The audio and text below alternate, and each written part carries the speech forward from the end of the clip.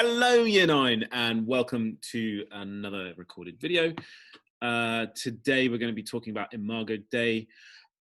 Just a quick note, if you have not yet watched the presentation on creation ex nihilo, do that first. Go away, go and watch that first, and then you can come back probably tomorrow or something like that. And you can attempt this, because otherwise it's not really going to make sense, because we cover some things that rely on you knowing what we did last time. Okay, without further ado, let's start with a recap session. So, question number one. Question number one, what is metaphysical naturalism? Is it A, the belief that the universe has always been there without a beginning? B, the belief that God made the universe in exactly 7 days? C, the belief that nothing exists? Or D, the belief that nothing exists except the physical universe? You feel free to pause now if you want to. The answer is D, the belief that nothing exists except the physical universe. If you remember, this is the denial of any supernatural explanations for anything, but in our particular study, we're talking about the origins of the universe.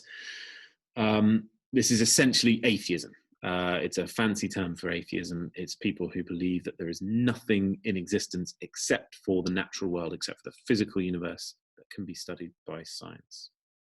Okay, question number two. Which Christian theologian outlined the reasons to believe that God created the universe ex nihilo in his work, The Confessions? Father Georges Lemaître, St. Augustine, Stephen Hawking, or St. Catherine of Siena? The answer is B, St. Augustine. Father Georges Lemaître was the astrophysicist and Belgian priest who first formulated the Big Bang Theory.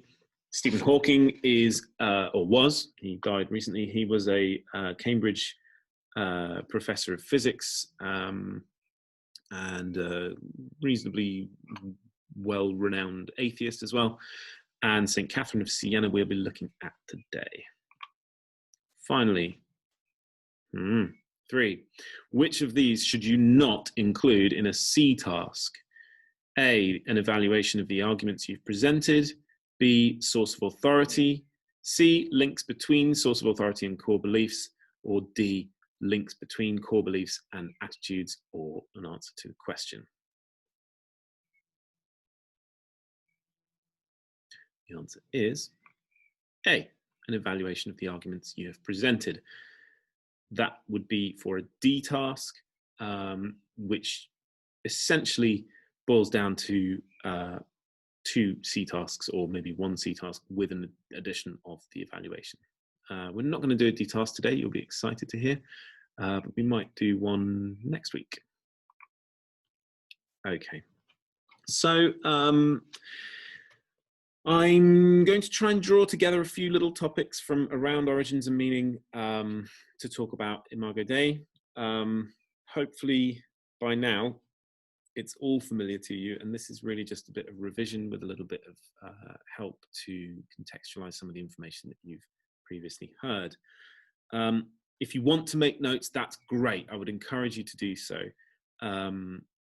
Feel free to pause the video, put yourself a title. I would like you at least to write this title, God, Creation of Human Beings, underline it, put today's date.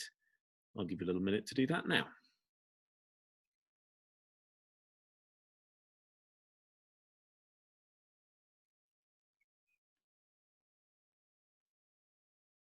Okay, so we're going to start thinking about Genesis, because it's clearly a source of authority for us. It's clearly something that's very important to Catholics. But the question is, how do we read it, and why do we read it more to the point? For Catholics, I've said this before, I will say it again until everybody gets it right. Genesis is not meant to be read as perfectly correct history. It's, we'll see what it is. Science tells us a lot about the world around us. Catholics are fine with science, that's good. We want to know more about the world. How do you find out about the world? Well, science is pretty good, so let's use science.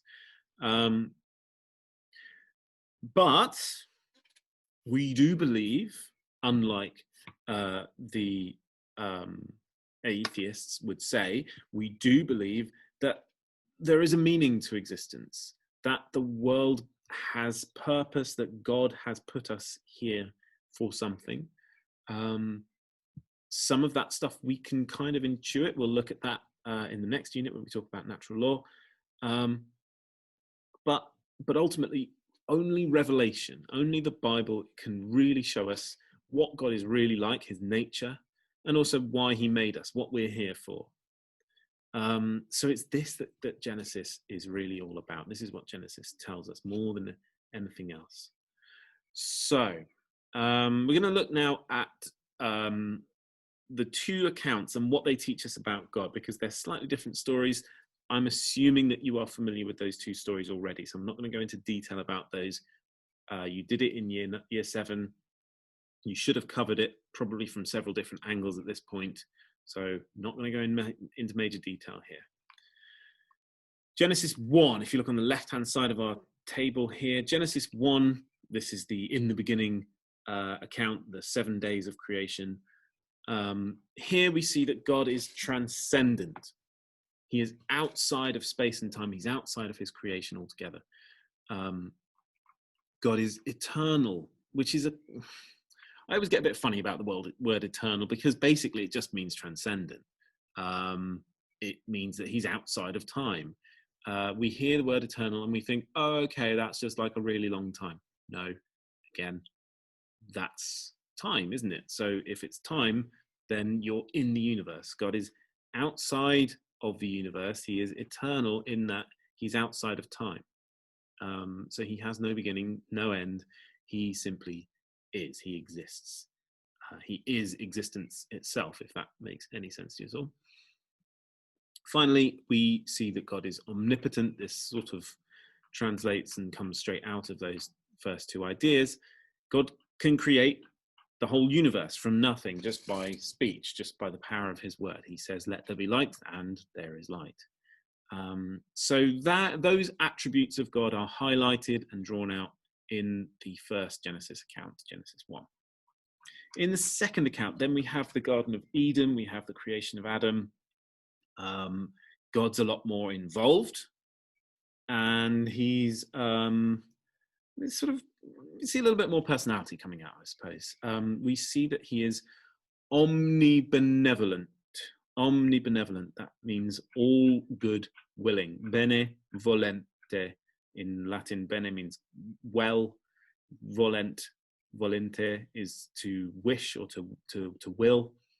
So God has goodwill, omni, for all. He has kind of an all-encompassing goodwill, love, we could just call it. I don't really know why we don't. So he creates this beautiful garden for man. He creates Adam. We're going to look at this in a little bit more detail today. He creates Adam for love. He creates him out of love. He creates him because God is love, and pours out his love as much as he can. And in doing so, creates this universe, creates us, for us to be loved, for us to love each other and God. It's kind of, he wants to draw us all in to his divine dance of love, if you like. And then he gives Adam a companion. He creates Eve so that they can love each other. And finally, God is immanent. So he's involved in his creation. He is close and ever present.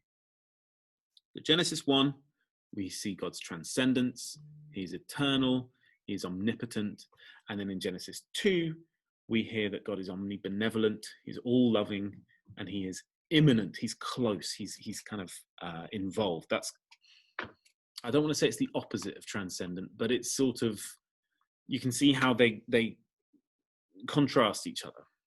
God is super close to us because, well, he holds us in being, and he loves us. So there's this kind of gesture that here he is, transcendent of the universe, holding me in being, and loving me.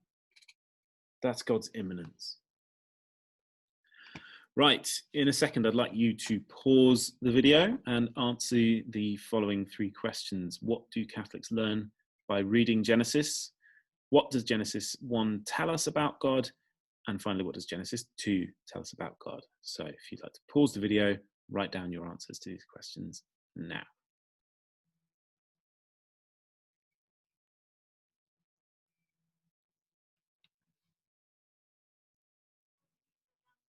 Okay, hopefully you've done that. And we can move forward. So here are the answers. What do Catholics learn by reading Genesis? Catholics learn about the nature of God and why he made us. So we learn about God. We learn about the purpose of our lives or the meaning of human life. If you've written something along those lines, well done. That's good. Number 2, what does Genesis tell us about God? Genesis 1 tell us about God, sorry, that he's transcendent, he is eternal, and he is omnipotent. Finally, Genesis 2 tells us that God is omnibenevolent. If you've said all loving, that's okay, and immanent. Be careful of the spellings. Can you just double check all of your spellings of those words? That's kind of core vocab. That's the sort of words that I'd like you to be using in exam questions. Show off your knowledge, show off your specialist vocab. Really, really important to pick up those all important marks. Okay, so hopefully you've also written in your answers in green pen if you got anything wrong there, or if you missed any information out. Right, so now we need to move on to what does Genesis tell us about human beings? I'm going to look at both accounts together because actually it's quite similar. Yes, we see different aspects about God, about humans, but fundamentally the message is the same. Human life is precious and it's sacred. That there is something special about being a human being that is not replicated anywhere else. In Genesis 1, God makes human beings last. It's kind of like he's building up to it. He's made space and time. He's made the earth. He's separated the waters from the earth. He then, we have the sun and the moon and the blah, blah, blah, blah, blah, plants, animals. And then finally, right at the end of all of that creation, it's kind of like, well, this has all been leading up to this one thing. Bam, here are human beings. And all the way through that, I'm sort of skipping down my little chart here, but all the way through that, God's saying, oh, this is good, this is good, this is good, this is good, this is good. And then he makes human beings and he goes, oh, this is very good. So there's sort of a little something extra about humanity. Genesis 2 maybe kind of explains what that is. And again, not historical, so don't freak out about this. God makes humans first in Genesis 2. So it's a kind of different way around. There's this landscape that's described in Genesis 2, a kind of blank canvas landscape, and God grabs a bunch of this clay. He forms Adam and gives his breath to Adam. I think we might have talked about this before, the relationship between the word spirit, respiration, that our breath to the ancient world, our breath is our life. And, well, it's not completely wrong, is it? But there's also something deeply personal about our breath. There is, gives speech to me, to my voice. Without my breath, I can't speak. So myself is communicated through my breath, we could say. And in the same way, God's self is breathed out to us. We are given some of God's spirit when Adam is created. And Adam is created in a completely different way to all the other animals. So he's special. He's created separately, differently. All the other ones, God just kind of goes, oh yeah, well, how about this cat to keep you company? What about a dog? What about an iguana? Blah, blah, blah. They just kind of emerge. Only humanity has God's breath, has God's spirit within. Okay. And then God makes the woman for Adam. He makes Eve as a companion. And Adam is there already as a companion to Eve. In Genesis 1, we hear again that that man and woman are made, and they are made to be fruitful and to multiply. God gives human beings freedom. So I'm not going to go into massive detail here. Hopefully you got this in year 7. Adam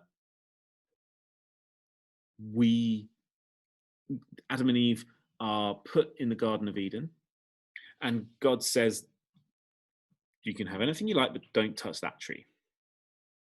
Now, why does he do this? Well, by saying that, he gives them a way out. He says, everything here is for you. Everything is perfect. I have made it all. But just in case you decide that you want to reject me, you want to disobey me, you want to turn away from me, so that you have that option, here is a tree. You eat from that tree and everything goes wrong. You can leave me by eating from this tree. So there's this sense, Adam and Eve are given that free choice. If you kind of have to imagine creation without the tree. There's no freedom. It doesn't mean anything to be free then. You can freely choose between everything that I have told you you can have. Well, to a certain degree, that's not really freedom, is it? The freedom comes in the option to reject, the option to leave. This is especially important because God wants, as we've said already, love. God wants real love. You cannot have real love unless you have freedom. So we are free. We know this deep down in our hearts. We know that we are free. The choices that we make mean something. Finally, God makes human beings stewards over creation. He tells Adam to work the garden and to take care of it. In Genesis 1, God says that the human beings are given dominion over creation. They are given kind of authority over creation.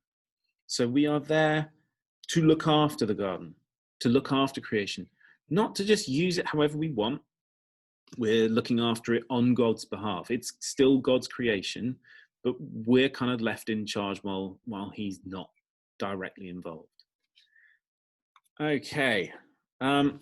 So I want to delve into Imago Dei in particular now, which I haven't mentioned there, but it's obviously kind of bubbling under the surface. We are told in Genesis 1 that God created man in his own image. In the image of God, he created them, male and female. He created them, and we can kind of get the wrong idea about that. Do we look like God? Probably not. Given that God is transcendent, he doesn't really have a physical form in the way that we would understand. So probably not literally meant to be the image. But then if we think about what is an image, we start to get into something a bit more interesting. We are used to digital images or to photographs, and for us the idea of an image is just a kind of a replication of the physical appearance of something, a sort of a picture of the thing that we're talking about. But if we think about how images are made, it tends to be a sort of there is a receptive thing. You know, you have your paper, or if you're going to make sort of some kind of clay relief, there's the blank clay, and then the form is pressed into it, or the picture is painted onto it. We receive God's image. God leaves, it's a bit like if you got some blue tack, right? Some blue tack, and you put your thumbprint on the blue tack, and then you pull it away, and you can see that there's the image of your thumb. This is really what we're supposed to be thinking about when we are in the image of God, that God has put his thumbprint on us, that there is a mark of God in our souls. We share something with him. Okay, well, what do we share? There's something special about us. There's clearly something different between us and the rest of creation. There's no other animal who's quite like us. Yeah, there's smart dogs and dolphins and whatever else. But let's be real, they're not human beings. They don't have, nobody could ever convince themselves that dolphins have dominion over creation. Even if this is all a made up story and there's no God, we would still struggle to really prove that the dolphins are in charge here, that the dolphins have any kind of influence over creation beyond the little bit that they do. Humanity is weird. Humanity is special. Genesis tells us that we are made in his image, and we sort of need to unpack that a little bit. What is it in us that really reflects God's essence, God's nature? Well, we have, according to the Catholic Church, we have an immortal soul. Our soul, there is something within us that transcends the time and space that we are in, that we can think beyond our instincts. Every other animal more or less just lives out whatever instincts it's been given. Only we struggle, if you can put it like that. Only we aren't quite sure what we're supposed to be doing most of the time. That we feel we need to choose what we're going to do with our time. In order to choose, we need a mind. So we have we are rational, we say. The word rational means that we have the capacity for reason, that we can think a thing through, that we can join dots of our observations in new and unique ways and tell ourselves a story that makes sense. We can look at the world and we can learn about it. We can see patterns. I think this is a kind of real, the essence of reason. Maybe the purest form of reason is maths, which is all about patterns, all about constructing thoughts in straight lines. So we are rational. And we have free will, and therefore, because we're free, we also have a conscience. We know that our choices, that we have choices in the first place, that we can do some things, and there are some things that we should do, and some things that we shouldn't do. So, although we are free, we also have a sense that some of those free choices that we can make are probably a bad idea for one reason or another. Where does that sense come from? We can sort of say, oh, well, from parents, but realistically, well, where did they get it from? For one thing, you can't keep going backwards forever. And although parents might help us work out what is right and wrong, they don't necessarily give us the idea that certain things are right and certain things are wrong. That seems to be just innate. That seems to be something that we're born with. So we're built with this capacity to have a relationship with God. I say capacity. I realize that not everybody has that relationship with God, or at least they don't necessarily know that they have that relationship.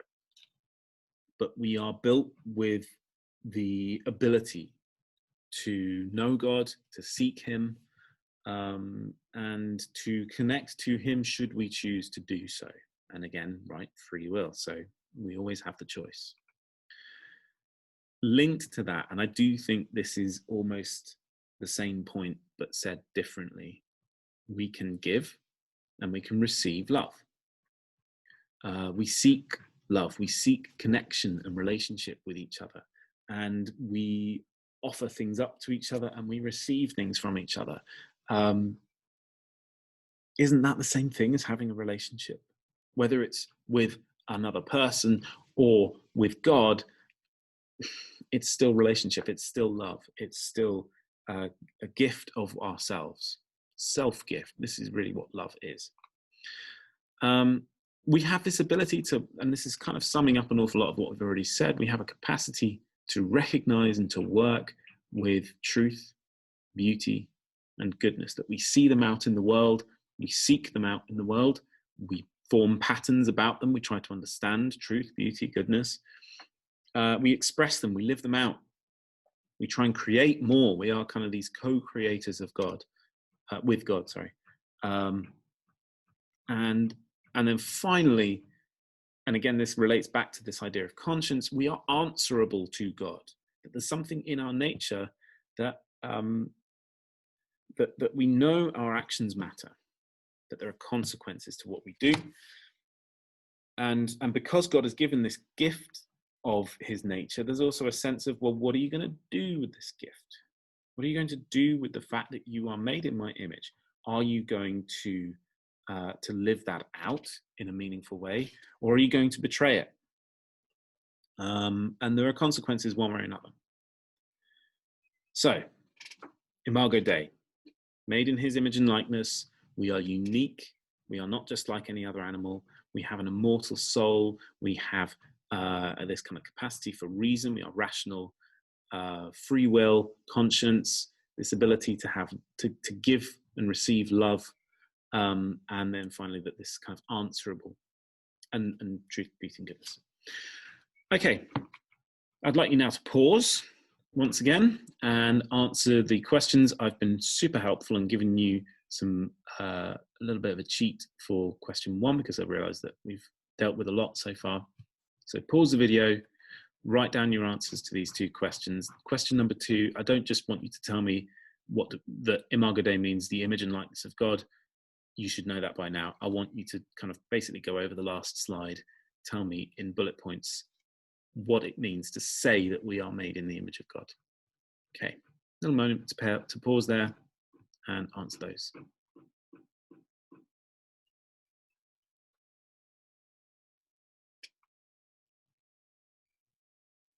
Okay, hopefully you're back, and now we can move on. So here are the answers. Question number 1, what do we learn about human beings from Genesis? We learn that human life is sacred and precious. God made male and female for each other. God gives humans freedom. God makes humans stewards over creation. And then number 2, humans are unique. We're unlike any other animal. And we share in elements of God's nature. We have an immortal soul, rational free will, conscience, relationship with God. We can give and receive love, recognize truth, beauty, and goodness. And we are answerable to God. I'm okay if you didn't remember absolutely every little element of that, but I hope you've done reasonably well there. Take a little minute now to add anything that you've missed or correct anything that you've got wrong. Again, I will do another tutorial, so if you have any questions here about anything that we've done so far, you can drop in and we'll have a little chat about it. Okay, so moving on to St. Catherine of Siena. She is, or was, a Dominican nun. She lived in the 1300s. She had these mystical visions of Christ. That means, mystical means a kind of a direct one-to-one encounter with the divine. We tend in our kind of religious lives, okay, yeah, I pray. I might sometimes have all kinds of experiences where I feel that God is communicating to me in some way, that I might feel that a particular idea has come to my mind, or something that I couldn't have thought of myself, something like that. And that's all fine. Or maybe even just a strong feeling of God's presence, and it could be in church, but it could be anywhere out in nature, or even just sitting on my own praying. And that's the kind of the ordinary Christian's experience of an encounter with God. But there are those who go very deeply into their prayer, or who God grants kind of an encounter with him in a different way, in a more vivid, direct, pretty scary to some degree way, although scary is probably the wrong word, but overwhelming, let's say. This happens. It happened to St. Catherine of Siena. She had mystical visions. So she had kind of these encounters where she saw Christ, where she communicated with him, had conversations. She was an amazing woman. She gave away her food and her clothing to the poor at her own expense. She went off and lived on her own in a little kind of basically in a prison cell, although she wasn't in prison. She put herself there, but she was kind of locking herself away from the world so that she could completely focus on prayer. But eventually that she was called out of this by the times that she lived in. So the 1300s were a time of major turmoil within the church. There were all kinds of corruption in the church. There were at one point there were two different popes, and nobody knew which one was the real one because they were bickering about who was supposed to be in charge. One of them disappears off to Avignon in France, and Catherine understood that the one in Avignon was the real pope and that the one in Rome was kind of a fraud. She went to Avignon and said, you need to come back. Your people need you in Rome where you belong. And however difficult that might be, you've got to come. And the Pope listened and restored order to the church. So she was quite a persuasive figure, quite a powerful figure, especially given that she was a very young woman in a time where, unless you were super rich or super powerful in some way, you didn't really get a look in, whether you're a male or female. St. Catherine managed to persuade, and this is through her spiritual authority, through the deep prayer that she went through throughout her life. So towards the end of her life, and it was a very short life, she continued to have these mystical experiences, and she was surrounded by this point by other nuns. She was a Dominican, by the way. This school, St. Martin's, is a Dominican school, so we have a lot of love for St. Catherine.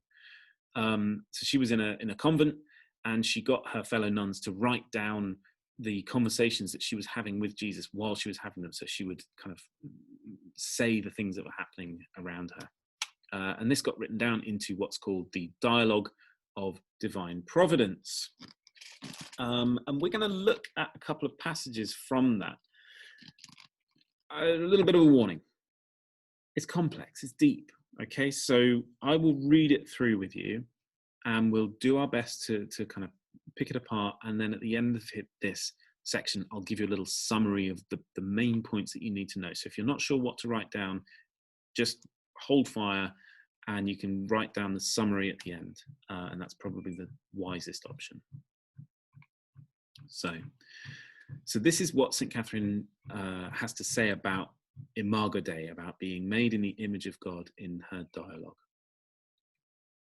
Because in the knowledge which the soul obtains of herself, she knows more of God, and knowing the goodness of God in herself, the sweet mirror of God, she knows her own dignity and indignity. Okay, I warned you that there's a little bit complex here. Don't worry about the language. I'm going to talk you through it. So what she's saying here, first of all, when she says the soul obtains of herself, she knows, blah, blah, blah. She's talking about the soul. In Latin, soul is anima, also in Italian, which is a feminine word. And there's this idea that the soul, if God is masculine, the soul is feminine. The soul receives from God and is fruitful. So this is why she's using this kind of way of speaking about the soul. It's kind of a traditional way of thinking about the soul as this feminine, receptive, receiving element in the spiritual life. So she's saying, if we go into the soul, if we start through prayer to understand ourselves, then at the same time we can't help but know more about God at the same time. So the more we know ourselves, the more we find God at the heart. We kind of, the deeper down you go, the more you find God. That doesn't mean that you are God, but that God is sort of sitting there. His image is here, right? Sitting in the heart of who we are. And Catherine's saying, well, yeah, and because we know that God is so good, he's kind of shining out from within our soul as a mirror, as a sweet mirror. a mirror that is a loving mirror, I guess you could say, which shows us our dignity. Now, dignity means that we are worthy of honor or respect, that that there is something special about us. So God shows us our specialness. That mirror that we see within us of God shows us, hey, God's here. God is within me. But that experience also at the same time shows us our indignity, whatever it is within us that is maybe not worthy of respect, that our fallen nature. So she says here that her dignity is that of her creation, seeing that she is in the image of God, and this has been given her by grace and not as her due. So the stuff that's in me that's dignified, that is worthy of respect, that's God's goodness shining out through me, and it's given to me by grace, by a free gift. Grace just means a freely given gift, and not as my due. So not because I'm owed it, not because I'm special and deserve it. God just decided to give me his image, to make me in his image, to give me this dignity. In that same mirror of the goodness of God, the soul knows her own indignity, which is the consequence of her own faults. So this is sort of what we've already said, that you kind of go, you delve deep inside yourself. You find that here's God shining out towards you, and you go, oh, wow, there's something within me that is good. This is given to me by God. God has placed himself inside me somehow. That's great. Oh, but I definitely don't live up to that all the time. And actually, if I think about it, that's my fault. I make those choices. I choose to do all that bad stuff that then when I look and find God somewhere deep inside me, I kind of think, oh, yeah, I'm not doing very well here. Wherefore, as a man more readily sees spots on his face when he looks in a mirror, so the soul, who with true knowledge of self rises with desire and gazes with the eye of the intellect at herself in the sweet mirror of God, knows better the stain of her own face by the purity which she sees in him. A long sentence, but actually quite clear when we think about it. She's saying, we look inside, we see that there is this image of God within us, and the purity of that is like a mirror. And in a mirror, we can see our spots. We can see the faults that we have. We can see the ways in which our face is not quite what we thought it ought to be. So this is the essence of what she's saying here. Right, we're going to move on. Again, don't worry too much. We're going to write down some notes about this in a second. So now she's addressing God. I desire then and beg of you by your grace that you have mercy on your people. And I ask that you do this by your uncreated love, which moved you yourself to create man in your image and similitude and likeness, saying, let us make man in our own image. So she's saying, therefore, God, be kind. You made us out of your uncreated love. That means that it's love that is transcendent, that is not part of this world, but that comes directly from God. That God's love doesn't depend on anything that we do. It's just there. So she's saying, look, God, your love is so perfect. Your love is so all-encompassing. Please have mercy on us all. See our faults, see our dignity and our goodness, and love us anyway. Because you made us like this. You made us out of love. And this you did, continuing our quote here, O eternal Trinity, that man might participate in everything belonging to you, the most high and eternal Trinity. So why has God made us? Why bother? Well, Catherine says God made us so that we can be drawn into the Trinity, into the Father, Son, and Holy Spirit. That this dance of love between the three persons of the Trinity. We're going to learn about the Trinity soon.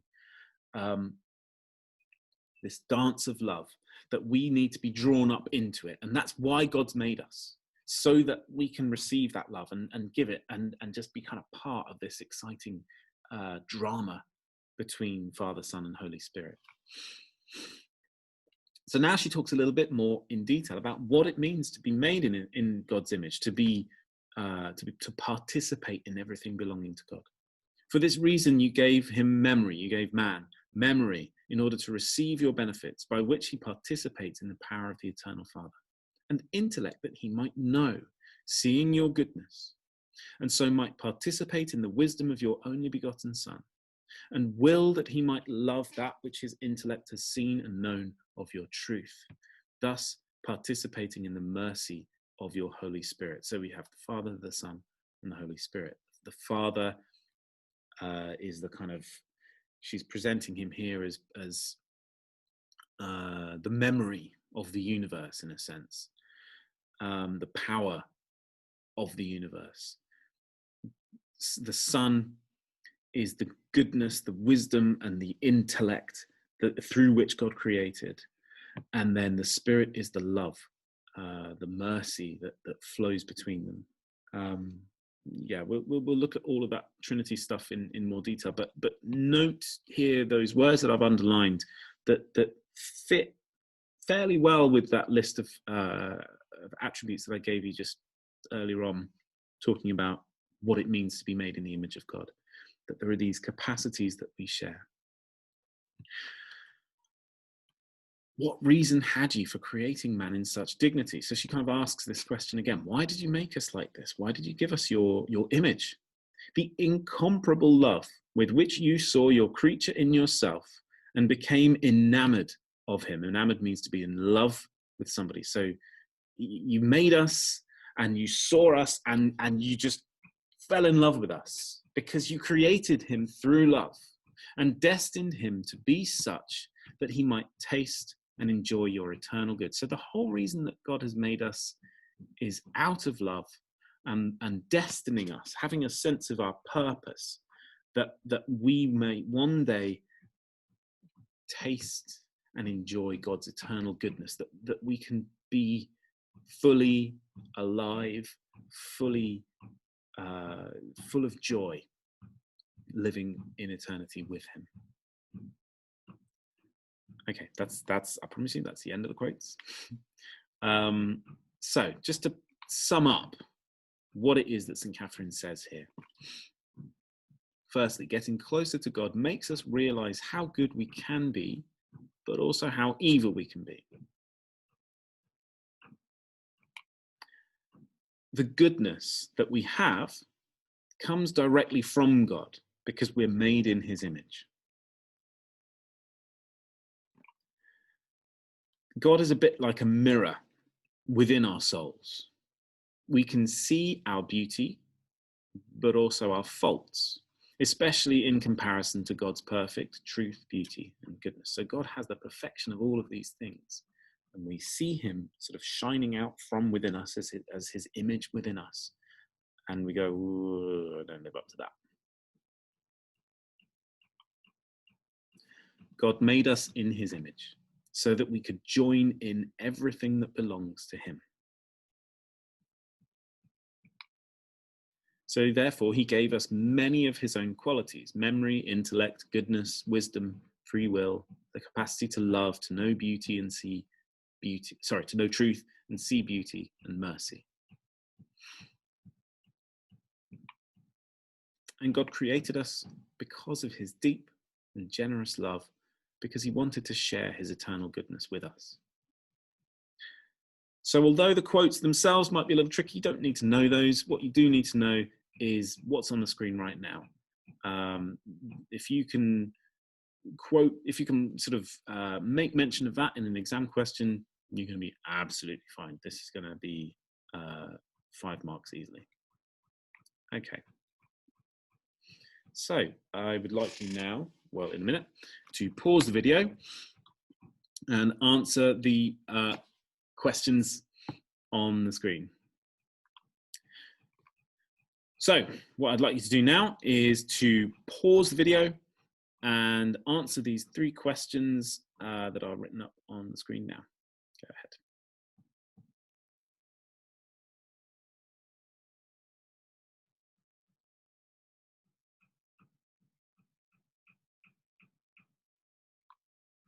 So here are the answers.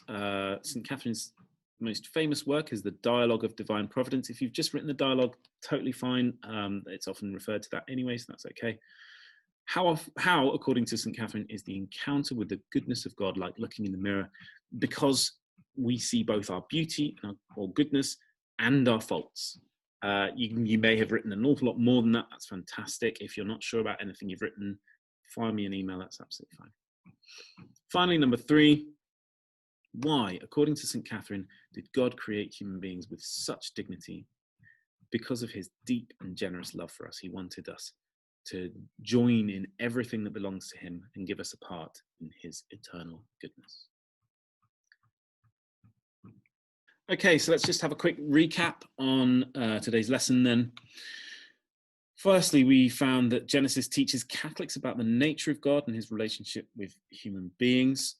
Specifically that in Genesis 1, we find God presented as omnipotent, transcendent, and eternal. In Genesis 2, God is presented as omnibenevolent and immanent. Human beings have a special place in creation, and we're made in the image of God as stewards over the created order. In particular, this Imago Dei means that we have an immortal soul, that we share many characteristics with God, especially rationality or reason, free will, our conscience, capacity for love, our understanding of truth, beauty, and goodness. And then finally, we looked at St. Catherine of Siena, who said that getting closer to God shows us the goodness that we have received from him, but also it highlights our failings. It's like looking in a mirror, this encounter with God's image within us. And she also said that God made us in his image because of his love, so that we could share in everything that belongs to him, including his eternal goodness. Right, I told you I wasn't going to ask you to do an exam question, and I meant it. So what I'd like you to do instead is to go to Microsoft Teams. I've done a short quiz. It's not really a quiz at all, but it's actually, I'd just like you to write down everything you can remember about our big topics this week. Try and do it from memory. Be honest. It doesn't really matter. I'm not going to mark these properly. I'm not going to write anything down in a book about this. I just want to know what you can remember. So do it. It's helpful for you. It's helpful for me to see how much you've retained from today's lesson. So crack on with that, and I will see some of you for the drop-in tutorial if you have any questions, and otherwise I will see you next week. All right, take care.